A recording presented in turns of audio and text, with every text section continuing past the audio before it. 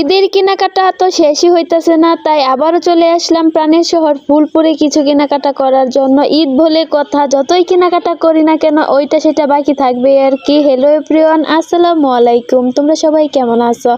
আশা করি সবাই ভালো আছো। চলো ব্লগটা শুরু করা যাক। আর আমার ভয়েসটাকে সবাই একটু ইগনোর করো, কারণ একটু অসুস্থ আর কি।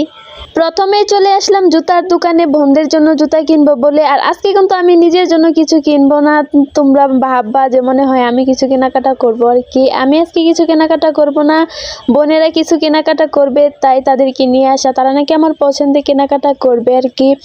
আর এদিক দিয়ে কিছু জুতার মডেল দেখতেছিলাম, তারা বলতেছিল যে আমার পছন্দেই নাকি তারা জুতোগুলো কিনবে আর কি।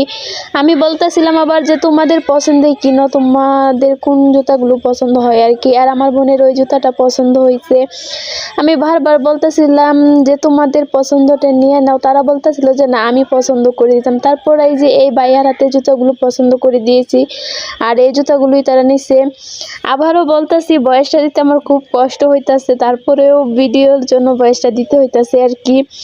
তারপর এখান থেকে জুতা কিনে চলে গেলাম জামার দোকানে, বোনের জন্য জামা কেনার জন্য আর কি।